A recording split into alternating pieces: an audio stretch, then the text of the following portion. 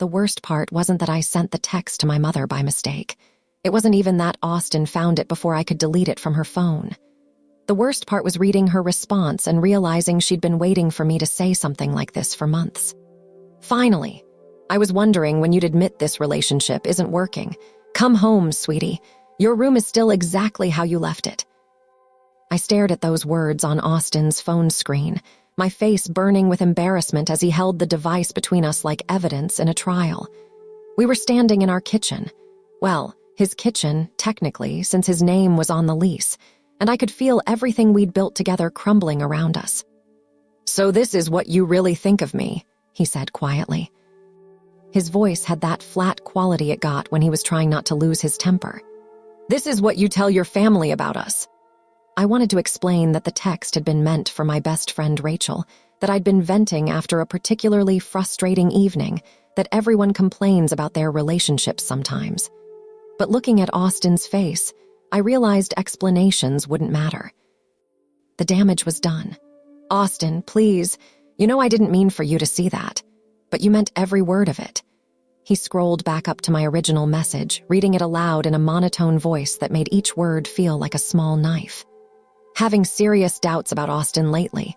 The bedroom situation isn't improving, and honestly, I'm starting to wonder if we're just not compatible. He gets so defensive whenever I try to talk about anything important. I feel like I'm living with a roommate who occasionally kisses me goodnight." The silence that followed was deafening. I could hear Mrs. Chen next door running her vacuum cleaner, the sound of normal life continuing while mine fell apart. We'd been together for 2 years, living together for 8 months. Austin worked at a veterinary clinic downtown, and I taught elementary school. We'd met at a mutual friend's birthday party, bonding over our shared love of old movies and terrible reality TV shows. He was funny, kind to animals, and had this way of making me laugh until my sides hurt. For the first year, everything felt effortless. But somewhere along the way, things had gotten complicated. The easy conversations became stilted. The laughter came less frequently. And yes, intimacy had become an issue, one that Austin seemed determined to ignore whenever I tried to address it. The shift had been so gradual that I couldn't pinpoint exactly when it started. Maybe it was after his promotion to senior technician, when he began working longer hours and coming home exhausted. Or perhaps it was after I started my master's degree program, adding thesis research to my already packed schedule. We'd both been so busy proving ourselves professionally that we'd forgotten to prove ourselves to each other. I remember the first time I noticed the change. It was a Tuesday evening in March, and I'd made his favorite dinner, chicken parmesan with that ridiculously complicated sauce that took 3 hours to prepare. He'd eaten it mechanically while scrolling through his phone, barely acknowledging the effort I'd put in. When I asked about his day, he'd given me a series of one-word answers that felt more like dismissals than conversation. That night, I'd lain awake wondering if this was just a phase, if all couples went through periods of disconnect. My parents had been married for 35 years, and they still seemed to genuinely enjoy each other's company. Rachel and her husband Tom had their ups and downs, but they fought passionately and made up just as intensely. Austin and I seemed to be existing in a gray area of polite indifference. The bedroom issues had started around the same time. What used to be natural and spontaneous became scheduled and awkward. Austin would kiss me goodnight with the same energy he'd used to pat a friendly dog, and when I tried to initiate something more intimate, he'd mumble about being tired or having an early morning. I'd started to feel like I was begging for attention from someone who was supposed to want to give it freely. I'd tried everything I could think of to reconnect with him. I'd suggested date nights, weekend getaways, even couples yoga classes. Austin had agreed to all of it with the enthusiasm of someone accepting a dental appointment. We'd go through the motions, dinner at a nice restaurant, a movie, holding hands during the previews, but it all felt performative, like we were playing the roles of a happy couple without actually being one. The worst part was how he'd withdraw whenever I tried to address our problems directly. The moment I'd say something like, "I feel like we're disconnected lately," his face would close off completely. He'd give me vague reassurances about being stressed at work or tired from his new exercise routine, but never anything substantial enough to actually discuss or work through. I'd started to feel like I was dating a ghost of the person I'd fallen in love with. The Austin who used to leave silly notes in my lunch bag had been replaced by someone who grunted acknowledgement when I told him about my day. The man who used to surprise me with flowers from the grocery store now walked past the floral section without even glancing in that direction. My friends had begun to notice too. During girls' night out, when everyone else was sharing funny stories about their partner's quirks or sweet gestures, I found myself struggling to contribute anything positive. Instead, I'd catch myself making subtle complaints disguised as amusing anecdotes. "Oh, Austin's become so practical lately," I'd say, when what I really meant was that he'd stopped being romantic entirely. The text message that had started this whole disaster had been written after one particularly frustrating evening. We'd been sitting on the couch watching a movie, and I'd tried to snuggle closer to him. He'd patted my leg absently and kept his eyes on the screen, treating my attempt at physical closeness like an interruption rather than an invitation. When I'd tried to talk to him about feeling disconnected, he'd sighed and said we could discuss it later, then promptly fallen asleep during the movie. I'd gone to bed feeling lonelier than I had when I was actually single. At least then, I'd had hoped that the right person was out there somewhere. Now I was beginning to wonder if the right person had been there all along, and I'd somehow driven him away without realizing it. "I was planning to talk to you about all of this," I said, my voice barely above a whisper. "I just needed to sort through my feelings first. By discussing our private business with your mother. It was supposed to go to Rachel. I clicked the wrong contact. You know how I am with technology." Austin set the phone down on the counter with deliberate care. "You know what, Madeline? Maybe your mom is right. Maybe this isn't working." I felt something cold settle in my chest. "Don't say that. We can fix this." "Can we? Because I've been trying to fix things for months, and apparently you've been complaining about me to anyone who'll listen." That stung because it held just enough truth to hurt. I had been talking to Rachel about our problems. I had vented to my sister during her last visit. And yes, I'd been considering having that conversation with my mother, though I'd never intended it to happen via accidental text message. "I talk to people because I care about us," I said, hearing how defensive I sounded. "I want this to work. By telling them I'm bad in bed." "I never said that." "You said the bedroom situation isn't improving. What else could that mean?" I took a deep breath, trying to find the right words. "Austin, we haven't been intimate in over a month. When I try to initiate anything, you always have an excuse. You're tired or stressed or not in the mood. And when I try to talk about it, you shut down completely. So instead of talking to me, you decide to humiliate me to your family. It wasn't supposed to be humiliating. I was just trying to understand why we're struggling." Austin ran his hands through his hair, a gesture I'd seen him make countless times when he was overwhelmed. "You want to know why I've been distant? Because every time we're together, I can feel you evaluating me, judging whether I'm performing well enough, whether I'm meeting your expectations. It's like being under a microscope." His words hit me like a physical blow. "That's not fair, isn't it? You keep a mental scorecard of everything I do wrong. How I load the dishwasher, how I fold laundry, how I kiss you goodnight. Nothing I do is ever quite right."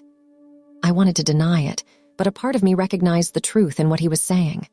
Somewhere along the way, I had started keeping track of his shortcomings, not maliciously, but with the persistent worry of someone who sensed their relationship slipping away. "I just want us to be happy," I said.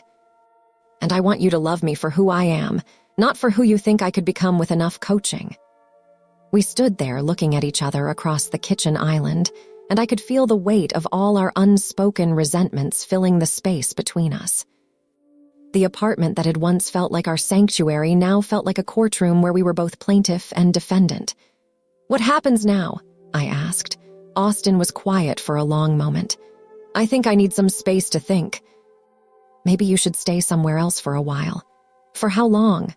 "I don't know, a week, a month, however long it takes me to figure out if this is something we can actually fix or if we're just prolonging the inevitable." I nodded, even though everything in me wanted to fight this decision.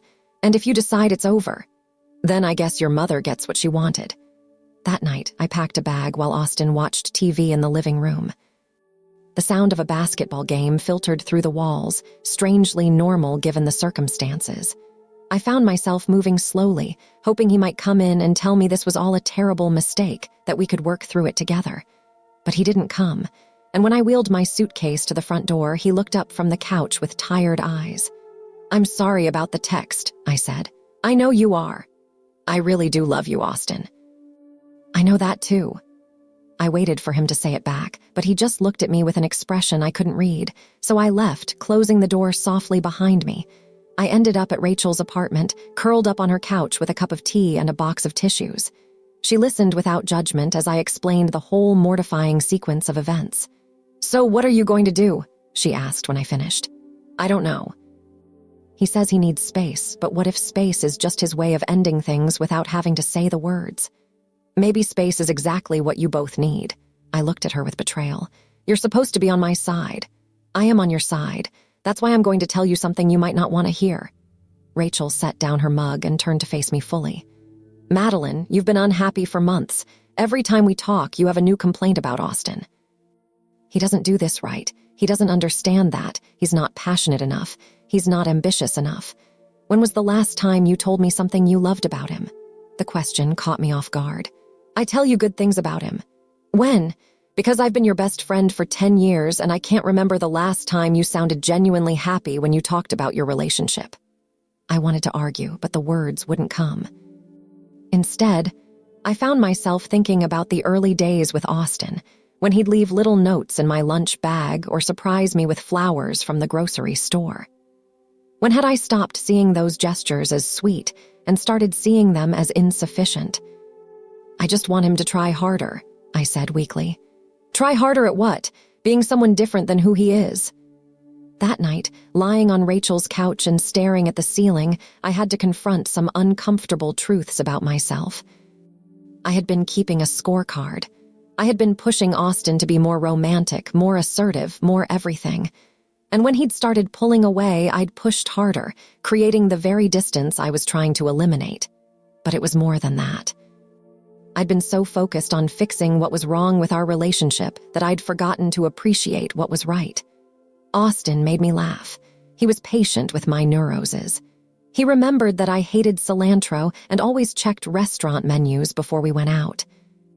He'd held my hand through 2 family funerals and never once complained about my crazy work schedule during parent-teacher conferences. When had I stopped seeing those things as enough? The next morning, I called my mother. I owed her an explanation, and I needed to understand her response to my accidental text. "I've been waiting for you to call," she said before I could even speak. "Mom, about that text. Sweetie, I know it wasn't meant for me." "But I'm not sorry I saw it." "Why? Because you never liked Austin." "That's not true. I like Austin fine. He's a good man, but you haven't been happy, and I've been watching you pretend everything was fine for months." I felt tears prick my eyes. I was trying to make it work. "I know you were, but sometimes trying isn't enough. Sometimes 2 people can be perfectly fine on their own and still be wrong for each other. So you think I should just give up?" "I think you should be honest with yourself about what you want, and then be honest with Austin about whether this relationship can actually give you those things." We talked for another hour, and by the end of the conversation, I had more questions than answers. But I also had something I hadn't had in months, clarity about what I needed to do. I spent the next few days thinking. Really thinking, not just spinning my wheels in familiar patterns of worry and frustration. I made lists of what I loved about Austin, what I needed from a relationship, and what I was willing to compromise on. I called my sister and asked her to be brutally honest about what she'd observed during her visit. "You both seemed miserable," she said, "but you were trying so hard to prove everything was perfect that it was exhausting to watch." Was it that obvious?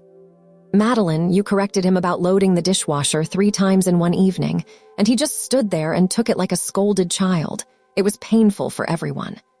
A week into our break, Austin texted me, not about our relationship, but about a funny thing that had happened at work. A golden retriever had somehow gotten into the cat treats and was walking around the clinic making confused meowing sounds. It was exactly the kind of story he used to tell me every day, and I realized how much I'd missed his voice. I texted back, and we ended up having a normal conversation for the first time in months. No heavy topics, no relationship analysis, just 2 people who genuinely liked each other sharing their days. It happened again the next day. And the day after that. On Friday, he asked if I wanted to meet for lunch. Not to talk about our relationship, he specified, but just to eat sandwiches and remember why we'd liked each other in the first place. We met at a small deli near his work, and I was nervous in a way I hadn't been since our first date. He looked good, more relaxed than I'd seen him in months. We talked about work, about books we'd been reading, about a documentary he'd watched about penguins. It was easy in a way that made me remember why I'd fallen for him. I missed this, I said as we were finishing our sandwiches. Missed what? Just talking to you, being with you without feeling like I need to fix something. Austin was quiet for a moment. I missed it too, but I also don't know if we can get back to this place permanently. What do you mean? I mean, this is nice, but it's also artificial. We're both being extra careful, extra polite. What happens when we stop performing for each other? It was a fair question, and I appreciated that he was asking it directly instead of dancing around it. I don't know. But I'd like to find out. Even if it means accepting that some things about me aren't going to change. I took a deep breath. Even then. And even if it means I need you to stop trying to manage every aspect of our relationship. That one was harder to answer, but I nodded. I know I do that. I'm working on it. Austin smiled, but it didn't reach his eyes. I've been thinking about that a lot this week. About how I've been feeling like I'm failing some test I didn't know I was taking.